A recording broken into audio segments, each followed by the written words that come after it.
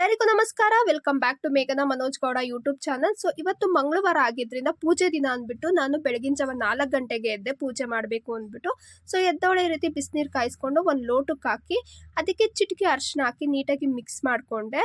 So ಬೆಳಗಿನ ಜಾವ ಬಿಸಿನೀರು ಕಾಯಿಸಿ ಆರಿಸಿರುವಂಥ ಬಿಸಿನೀರಿಗೆ ಈ ಥರ ಅರಿಶಿನ ಜೇನುತುಪ್ಪನ ಹಾಕೊಂಡು ಕುಡಿದ್ರೆ ಆರೋಗ್ಯಕ್ಕೆ ತುಂಬ ಒಳ್ಳೆಯದು ಅಂತ ನಾನು ಪ್ರತಿ ವಿಡಿಯೋದಲ್ಲೂ ಹೇಳ್ತಾ ಬರ್ತೀನಿ.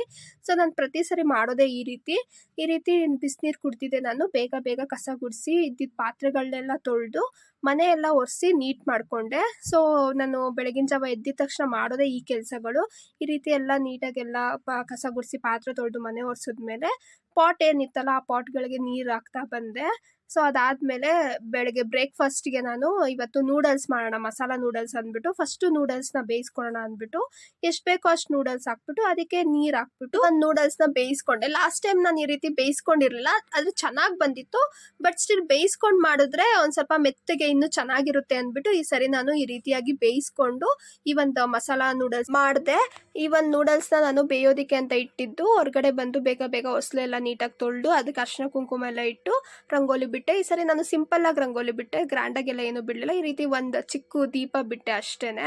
ಇದಾದ್ಮೇಲೆ ನಾನು ಮಸಾಲ ನೂಡಲ್ಸ್ ಮಾಡಿದೆ. ಈ ಸರಿ ನಾನು ಮಸಾಲ ನೂಡಲ್ಸ್ ರೆಸಿಪಿ ಅಪ್ಲೋಡ್ ಮಾಡಿಲ್ಲ, ಯಾಕೆ ಅಂದ್ರೆ ನಾನು ಲಾಸ್ಟ್ ವಿಡಿಯೋದಲ್ಲೇ ಈ ಒಂದು ಮಸಾಲ ನೂಡಲ್ಸ್ ಹೆಂಗ್ ಮಾಡೋದು ಅಂತ ರೆಸಿಪಿ ಅಪ್ಲೋಡ್ ಮಾಡಿದ್ದೀನಿ. ಇನ್ನು ಯಾರೆಲ್ಲ ನೋಡಿಲ್ವೋ ದಯವಿಟ್ಟು ಒಂದ್ಸರಿ ಹೋಗಿ ನೀವು ಚೆಕ್ ಮಾಡಬಹುದು. ಎಲ್ಲ ಮಾಡಾದ್ಮೇಲೆ ನಾನು 1 ಗ್ಲಾಸ್ ಮಾಲ್ಟ್ ಕುಡ್ದೆ. ಬಿಸಿನೀರು ಕುಡಿದು 1.5 ಅವರ್ ಆದ್ಮೇಲೆ ನಾನು 1 ಗ್ಲಾಸ್ ಮಾಲ್ಟ್ ಕುಡ್ದಿದ್ದು. ಸೊ ಈ ರೀತಿ ಮಾಲ್ಟ್ ಕುಡಿದ್ಬಿಟ್ಟು ನಾನು ಬೇಗ ಬೇಗ ದೇವ್ರ ಪೂಜೆಗೆ ಅಂದ್ಬಿಟ್ಟು ಹೂವು ಎಲ್ಲ ಇಟ್ಟು ದೀಪ ಎಲ್ಲ ಹಚ್ಚಿ ಪೂಜೆ ಮಾಡಿದೆ. ಸೊ ಈ ರೀತಿ ದೇವ್ರಿಗೆ ಪೂಜೆ ಎಲ್ಲ ಮಾಡಾದ್ಮೇಲೆ ನಾನು ಇವತ್ತು ಭಗವದ್ಗೀತೆ ಬುಕ್ ಓದೋದಕ್ಕೆ ಅಂತ ಕೂತೆ. ಸೊ ಈ ಓದೋದ್ರಿಂದ ನಾವು ಒಂದು ಬುಕ್ಕಲ್ಲಿ ಇರೋಂಥ ವಿಷಯನ ತಿಳ್ಕೊಳ್ಳೋದಾಗಿರ್ಬೋದು ಅಥವಾ ಆ ಒಂದು ಬುಕ್ಕಲ್ಲಿ ಇರೋಂಥ ಸಾರಾಂಶಗಳನ್ನ ತಿಳ್ಕೊತಾ ಹೋಗ್ಬೋದು. ಅದಲ್ಲದೆ ನಾವು ಬುಕ್ಕಲ್ಲಿ ಇರೋಂಥ ಎಷ್ಟೋ ಪದಗಳನ್ನ ನಾವು ತಿಳಿತಾ ಹೋಗ್ತೀವಿ, ಕಲಿತಾ ಹೋಗ್ತೀವಿ. ನಮ್ಗೆ ಎಷ್ಟೋ ಕನ್ನಡದ ಪದಗಳು ಗೊತ್ತಿರಲ್ಲ. ಸೊ ಬುಕ್ಗಳಿಂದಾನೇ ನಾವು ಸಾಕಷ್ಟು ಕಲಿತಾ ಹೋಗೋದು. ಅದಲ್ಲದೆ ಈ ಒಂದು ಭಗವದ್ಗೀತೆ ಬುಕ್ ಅಂತಾನೆ ಅಲ್ಲ, ನೀವು ಯಾವುದೇ ಒಂದು ಕನ್ನಡ ಆಗಲಿ ಇಂಗ್ಲೀಷ್ ಆಗಲಿ ಯಾವುದೇ ಒಂದು ಬುಕ್ ತಗೊಂಡ್ರು ಕೂಡ ಆ ಒಂದು ವಿಷಯ ತಿಳ್ಕೊಳ್ಳೋದಲ್ಲದೆ ನೀವು ಪದಗಳ ಪರಿಚಯ ಆಗ್ತಾ ಹೋಗುತ್ತೆ ನಿಮಗೆ, ಹೊಸ ಹೊಸ ಪದಗಳು. ನಾನಂತೂ ಇತ್ತೀಚೆಗೆ ಸಾಕಷ್ಟು ಬುಕ್ಗಳನ್ನ ಓದ್ತಾ ಇದ್ದೀನಿ. ನಂಗೆ ತುಂಬ ಇಷ್ಟ ಬುಕ್ ಓದೋದು ಅಂದ್ರೆ. ನಾನು ಕನ್ನಡ ಮತ್ತು ಇಂಗ್ಲೀಷ್ ಎರಡೂ ಬುಕ್ಗಳನ್ನ ಕೂಡ ಆಲ್ಟರ್ನೇಟಿವ್ ಆಗಿ ಓದ್ತಾ ಹೋಗ್ತೀನಿ. ಅಂದರೆ ಫಸ್ಟು ಇವಾಗ ಏನಾದರೂ ನಾನು ಕನ್ನಡ ಬುಕ್ ತೊಗೊಂಡು ಅದು ಪೂರ್ತಿಯಾಗಿ ಮುಗಿಸಿದ್ರೆ ನೆಕ್ಸ್ಟ್ ನಾನು ತಗೊಳ್ಳೋದೇ ಇಂಗ್ಲೀಷ್ ಬುಕ್ಕು. ಸೊ ಎರಡೂ ಲ್ಯಾಂಗ್ವೇಜು ನನಗೆ ಸ್ವಲ್ಪ ಬರಲಿ ಮತ್ತು ಪದಗಳ ಪರಿಚಯ ಆಗಲಿ ಅಂದ್ಬಿಟ್ಟು ನಾನು ಈ ರೀತಿ ಮಾಡ್ಕೊತಾ ಹೋಗೋದು. ನಾನು ಇವಾಗ ಒಂದು ಅಷ್ಟು ಬುಕ್ಗಳನ್ನ ಓದಿದ್ದೀನಿ. ನಾನು ಕನ್ನಡದಲ್ಲಿ ಯಾವ್ಯಾವ ಬುಕ್ ಓದಿದ್ದೀನಿ ಅಂದರೆ ಚೋಮನ ದುಡಿ ಓದಿದ್ದೀನಿ, ಆಮೇಲೆ ಬೆಟ್ಟದ ಜೀವ ಓದಿದ್ದೀನಿ, ಜುಗಾರಿ ಕ್ರಾಸ್ ಓದಿದ್ದೀನಿ. ಅದಾದಮೇಲೆ ಇನ್ನೂ ಒಂದು ಬುಕ್ ಓದಿದ್ದೀನಿ, ಜುಗಾರಿ ಕ್ರಾಸ್ ಬರ್ದವ್ರದ್ದೇನೆ ಇನ್ನೂ ಒಂದು ಬುಕ್ ಇದೆ, ಚಿದಂಬರ ರಹಸ್ಯ, ಅದನ್ನು ಓದಿದ್ದೀನಿ. ತುಂಬ ಚೆನ್ನಾಗಿದೆ. ಈ 4 ಬುಕ್ಕು ಮಾತ್ರ ಎಷ್ಟು ಚೆನ್ನಾಗಿದೆ ಕನ್ನಡದಲ್ಲಿ ಅಂದರೆ, ಯಾರೆಲ್ಲ ನೀವು ಓದಿಲ್ವೋ ದಯವಿಟ್ಟು ಈ ಬುಕ್ಗಳನ್ನ ಓದಿ, ತುಂಬ ಚೆನ್ನಾಗಿದೆ. ನಂಗೆ ಸಖತ್ ಇಷ್ಟ ಆಯಿತು.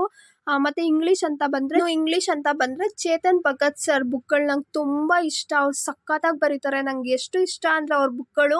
ನಾನು ಈ ಬುಕ್ಗಳೇನಾದ್ರು ತರೋದಕ್ಕೆ ಅಂತ ಹೋದ್ರೆ ಬುಕ್ ಅಂಗಡಿಗೆ ನಾನು ಫಸ್ಟ್ ಕೇಳೋದೆ ಇಂಗ್ಲೀಷಲ್ಲಿ ಅವ್ರ ಬುಕ್ಗಳು, ಯಾಕಂದರೆ ಅಷ್ಟು ಚೆನ್ನಾಗಿರುತ್ತೆ ಅವ್ರ ಒಂದು ಬರವಣಿಗೆ. ನಂಗೆ ಸಖತ್ ಇಷ್ಟ. ಅವರು ಬರೆದಿರೋಂಥ ಸಾಕಷ್ಟು ಬುಕ್ಗಳನ್ನ ಓದಿದ್ದೀನಿ ನಾನು. ಆಫ್ ಗರ್ಲ್ ಫ್ರೆಂಡ್ ಇರ್ಬೋದು, ಅಥವಾ girl in the room number 105 ಇರ್ಬೋದು, ಮತ್ತು 465 ಡೇಸ್ ಮಿಸ್ಸಿಂಗ್, ಅದು ನಂಬರ್ ನಾನು ಮರ್ತಿದ್ದೀನಿ, 465 ಡೇಸೇ ಅನ್ಕೊತೀನಿ. ಬಟ್ ಎಕ್ಸಾಕ್ಟಾಗಿ ನಾನು ಮರ್ತ್ಬಿಟ್ಟಿದ್ದೀನಿ. ನನಗೆ ಸ್ಟೋರಿ ನೆನಪಿದೆ, ಅದು ಆ ಒಂದು ಬುಕ್ಕು. ಮತ್ತು 1 ನೈಟ್ ಅಟ್ ಕಾಲ್ ಸೆಂಟರು, ಇನ್ನು ಸಾಕಷ್ಟು ಬುಕ್ ಓದಿದ್ದೀನಿ ಅವ್ರದ್ದೇನೆ ನಾನು. ಮತ್ತು ಇಂಡಿಯನ್ ಗರ್ಲ್ ಅಂತ ಯಾವುದೋ ಒಂದು ಇದೆಯಲ್ಲ, ಅದು ಕೂಡ ಓದಿದ್ದೀನಿ. ನಿಜವಾಗ್ಲೂ ತುಂಬ ಚೆನ್ನಾಗಿ ಬರೀತಾರೆ ಅವರಂತೂ. ನಂಗೆ ಅವ್ರ ಬರಹನೇ ಸಖತ್ ಇಷ್ಟ. ಇಂಗ್ಲೀಷಲ್ಲಿ ನಾನು ಅವ್ರದ್ದು ತುಂಬ ಇಷ್ಟಪಡ್ತೀನಿ ಬುಕ್ಸ್ಗಳು. ಇನ್ನು ಕನ್ನಡ ಅಂತ ಬಂದರೆ ಶಿವರಾಮ್ ಕಾರಂತ್ ಸರ್ದು ಬುಕ್ಗಳು ನನಗೆ ಸಖತ್ ಇಷ್ಟ. ನೀವು ಕೂಡ ನಾನು ಯಾವ್ಯಾವ್ದು ಕನ್ನಡ ಬುಕ್ನ ಸಜೆಸ್ಟ್ ಮಾಡಿದೆ ಅಲ್ವಾ, ನೀವು ಒಂದ್ಸರಿ ನೀವು ತಗೊಂಡು ಓದಿ. ನಿಜ ಎಷ್ಟು ಚೆನ್ನಾಗಿದೆ ಅಂದರೆ ನಿಮ್ಮ ಮನಸ್ಸು ಮುಟ್ಟುತ್ತೆ, ಅದು ಅಷ್ಟು ಚೆನ್ನಾಗಿದೆ. ಮುಂದಿನ ದಿನಗಳಲ್ಲಿ ನಾನು ಕನ್ನಡ ಬುಕ್ ಅಂತ ಮೂಕಜ್ಜಿಯ ಕನಸುಗಳು ತಗೋಬೇಕು ಅಂತ ಅನ್ಕೊತಾ ಇದ್ದೀನಿ. ಸೊ ಮೋಸ್ಟ್ ಪ್ರಾಬಬ್ಲಿ ಇಲ್ಲ ಮೇ ಮಂತ್ ಅಥವಾ ಜೂನ್ ಮಂತಲ್ಲಿ ತೊಗೊತೀನಿ, ಗೊತ್ತಿಲ್ಲ ಸರಿಯಾಗಿ ಯಾವ ತಿಂಗಳಲ್ಲಿ ತೊಗೋತೀನೋ. ಬಟ್ ನೆಕ್ಸ್ಟ್ ಟಾರ್ಗೆಟ್ ನಂದು ಯಾವುದಾದ್ರೂ ಇದೆ ಅಂದರೆ ಕನ್ನಡ ಬುಕ್ಕೇನೆ ಮೂಕಜ್ಜಿಯ ಕನಸುಗಳು ತೊಗೋಬೇಕು ಅಂತ ಅನ್ಕೊತಾ ಇದ್ದೀನಿ. ಸೊ ಎಸ್, ಇದು ನನ್ನ ಬುಕ್ ಕಲೆಕ್ಷನ್ನು. ನಿಮ್ಮ ನಿಮ್ಮಲ್ಲಿ ನೀವು ಯಾರ್ಯಾರು ಯಾವ್ಯಾವ ಬುಕ್ನ ಓದ್ತೀರಾ, ಮತ್ತು ನಿಮಗೆ ಯಾವ ಒಬ್ಬರು ಲೇಖಕರು ಅಥವಾ ಬರಹಗಾರರು, ರೈಟರ್ ಅಂತ ಏನಂತಾರೆ, ಆಥರ್ ಅಂತ ಏನಂತಾರೆ, ಅವರು ನಿಮಗೆ ಯಾರು ಇಷ್ಟ ಅಂದ್ಬಿಟ್ಟು ನೀವು ಕಮೆಂಟ್ ಸೆಕ್ಷನಲ್ಲಿ ಕಮೆಂಟ್ ಮಾಡಿ ತಿಳಿಸಿ. ಮತ್ತು ನೀವು ಯಾವ ಬುಕ್ ಕಲೆಕ್ಷನ್ ಮಾಡಿದ್ದೀರಾ, ಮತ್ತು ನಿಮಗೆ ಯಾವ ಒಂದು ಬುಕ್ಕು ತುಂಬ ಇಷ್ಟ ಆಗುತ್ತೆ, ಮನ್ಸಿಗೆ ಮುಟ್ಟೋ ಅಂಥ ಬುಕ್ಕು ನಿಮಗೆ ಯಾವುದು ಅನಿಸುತ್ತೆ ಅನ್ನೋದನ್ನ ನನಗೆ ಕಮೆಂಟ್ ಸೆಕ್ಷನಲ್ಲಿ ಕಮೆಂಟ್ ಮಾಡಿ ತಿಳಿಸಿ. ನಾನು ಕೂಡ ಆ ಒಂದು ಬುಕ್ನ ತಗೊಂಡು ಓದೋ ಪ್ರಯತ್ನ ಮಾಡ್ತೀನಿ ಖಂಡಿತವಾಗ್ಲೂ. ಸೊ ಭಗವದ್ಗೀತೆ ಬುಕ್ ಬಗ್ಗೆ ಮಾತಾಡ್ತಾ ಇಷ್ಟು ಮಾತಾಡಿದೆ. But still yes, book collection ಬಗ್ಗೆ ಮಾತಾಡೋದು ತುಂಬ ಒಳ್ಳೆಯದು. ತುಂಬ ಒಳ್ಳೊಳ್ಳೆ ಬುಕ್ಗಳಿದೆ, ನಮಗೆ ಗೊತ್ತಿರಲ್ಲ. ನಾವು ಎಷ್ಟು ಓದಿರ್ತೀವಲ್ಲ ಅಷ್ಟೇ ನಾಲೆಡ್ಜ್ ನಮಗಿರುತ್ತೆ. ಹಾಗಾಗಿ ನಾನು ಇವತ್ತು ಈ ಒಂದು ವಿಡಿಯೋದಲ್ಲಿ ಶೇರ್ ಮಾಡ್ತಾ ಇದ್ದೀನಿ. ನೀವು ಯಾರಾದರೂ ತುಂಬ ಒಳ್ಳೆ ಬುಕ್ನ ಓದಿದರೆ ಇಂಥ ಒಂದು ಬುಕ್ಕು ಓದಿ, ತುಂಬ ಚೆನ್ನಾಗಿರುತ್ತೆ ಅಂತ ನಂಗೆ ಸಜೆಸ್ಟ್ ಮಾಡಿ. ಖಂಡಿತವಾಗ್ಲೂ ನಾನು ಆ ಒಂದು ಬುಕ್ನ ತಗೊಂಡು ಓದ್ತೀನಿ. ಯಾಕಂದರೆ ನಂಗೆ ಬುಕ್ ಓದೋದು ಅಂದರೆ ತುಂಬ ಇಷ್ಟ. ಅದು ಇಂಗ್ಲೀಷೇ ಆಗಲಿ ಕನ್ನಡನೇ ಆಗಲಿ, ಎರಡೇ ಲ್ಯಾಂಗ್ವೇಜ್ ನನಗೆ ಬರೋದು. ಸೊ 2 ಲ್ಯಾಂಗ್ವೇಜಲ್ಲೇ ನಾನು ಬುಕ್ಸ್ಗಳನ್ನ ತಗೋತಾ ಇರ್ತೀನಿ, ಕನ್ನಡ, ಇಂಗ್ಲೀಷ್ ಅಂತ. ಯಾರಾದರೂ ಯಾವುದಾದ್ರೂ ಒಂದು ಒಳ್ಳೆ ಬುಕ್ ಇದ್ದರೆ ದಯವಿಟ್ಟು ಸಜೆಸ್ಟ್ ಮಾಡಿ ನನಗೂ. ನಾನು ಕೂಡ ಅದನ್ನು ಓದ್ತೀನಿ. ಆದರೆ ನಂಗೆ ಅದ್ರ ಸ್ಟೋರಿ ಥರ ಇರಬೇಕು. ನಂಗೆ ಸ್ಟೋರಿ ಥರ, ನಾವೆಲ್ಸ್ ಥರ ಇದ್ದರೆ ಮಾತ್ರ ನಾನು ಇಷ್ಟಪಟ್ಟು ಓದೋದು. ಇಲ್ಲಾಂದ್ರೆ ನಾನು ಬುಕ್ ಓದೋಕ್ಕೆಲ್ಲ ಹೋಗಲ್ಲ. ಒಂದ್ಸರಿ ನನ್ನ ಕೊಲ್ಲಿಗೊಬ್ರು ಇದ್ದರು, ಅವ್ರದ್ದೊಂದು ಬುಕ್ ತೊಗೊಂಡು ಓದ್ತಾ ಇದ್ದೆ. ಅದು ಫುಲ್ ಸೈಕಾಲಜಿ ಬಗ್ಗೆ ಇದೆ. ನನಗಂತೂ ಫುಲ್ ತಲೆ ಕೆಡ್ತು, ವಾಪಸ್ ಕೊಟ್ಬಿಟ್ಟೆ. ನಾನು 1 ಪೇಜ್ ಓದ್ಬಿಟ್ಟು ವಾಪಸ್ ಕೊಟ್ಬಿಟ್ಟೆ.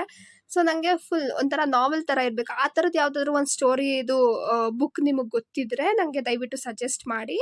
ನಾನು ಖಂಡಿತವಾಗ್ಲೂ ಆ ಒಂದು ಬುಕ್ನ ಓದ್ತೀನಿ. ನಂಗೆ ಇಷ್ಟ ಓದೋದು ಅಂದ್ರಲ್ಲ. ಸೊ ಎಸ್, ಈ ರೀತಿ ನಾನು ಭಗವದ್ಗೀತೆ ಬುಕ್ ಓದಿ ಇವತ್ತು ಮುಗಿಸ್ದೆ. ಭಗವದ್ಗೀತೆ ಬುಕ್ಕಿಂದ ಇಷ್ಟೆಲ್ಲ ಸ್ಟೋರಿ ಬಂತು, which is really good. Yes, ಇದಾಗಿತ್ತು ನನ್ನ ಇವತ್ತಿನ ಈ ಒಂದು ವ್ಲಾಗ್. ಇನ್ಫಾರ್ಮೇಟಿವ್ ಆಗಿತ್ತು ನಿಮಗೆಲ್ಲ ಅಂತ ಅನ್ಕೊತೀನಿ. ಸೊ ನಾನು ಆಲ್ಮೋಸ್ಟ್ ಇನ್ಫಾರ್ಮೇಟಿವ್ ಆಗಿರೋದನ್ನೇ ನಾನು ವ್ಲಾಗ್ ಮಾಡಬೇಕು ಅಂತ ಯಾವಾಗಲೂ ಇಷ್ಟಪಡ್ತೀನಿ. ಸೊ ನನಗೆ ಗೊತ್ತಿಲ್ಲ ಎಷ್ಟು ಇನ್ಫಾರ್ಮೇಟಿವ್ ಆಗಿತ್ತು ಈ ವಿಡಿಯೋ ಅಂತ. ಇವತ್ತಿನ ಈ ಒಂದು ವ್ಲಾಗ್ನ ನಾನು ಇಲ್ಲೇ ಮುಗಿಸ್ತಾ ಇದ್ದೀನಿ. ಇನ್ನು ಯಾರೆಲ್ಲ ನನ್ನ ಚಾನಲ್ಗೆ ಸಬ್ಸ್ಕ್ರೈಬ್ ಆಗಿಲ್ವೋ ದಯವಿಟ್ಟು ಮೇಘನಾ ಮನೋಜ್ ಗೌಡ ಯೂಟ್ಯೂಬ್ ಚಾನಲ್ಗೆ ಸಬ್ಸ್ಕ್ರೈಬ್ ಮಾಡ್ಕೊಳ್ಳಿ. ಮುಂದಿನ ದಿನಗಳಲ್ಲಿ ಇದೇ ಥರ ಒಳ್ಳೊಳ್ಳೆ ವಿಡಿಯೋ ಮಾಡೋ ಪ್ರಯತ್ನ ನನ್ನ ಕಡೆಯಿಂದ ನಾನು ಮಾಡ್ತೀನಿ. ನಾನು ಪ್ರತಿಯೊಂದು ವಿಡಿಯೋನು ಕಂಪ್ಲೀಟಾಗಿ ವ್ಯೂ ಮಾಡಿ, ನಾನು ಪ್ರತಿಯೊಂದು ವಿಡಿಯೋಗೂ ಲೈಕು, ಶೇರು, ಕಮೆಂಟ್ ಮಾಡಿ ಅಂತ ಹೇಳ್ತಾ ಈ ಒಂದು ವ್ಲಾಗ್ನ ನಾನು ಇಲ್ಲೇ ಮುಗಿಸ್ತಾ ಇದ್ದೀನಿ. Thank you so much for watching my video.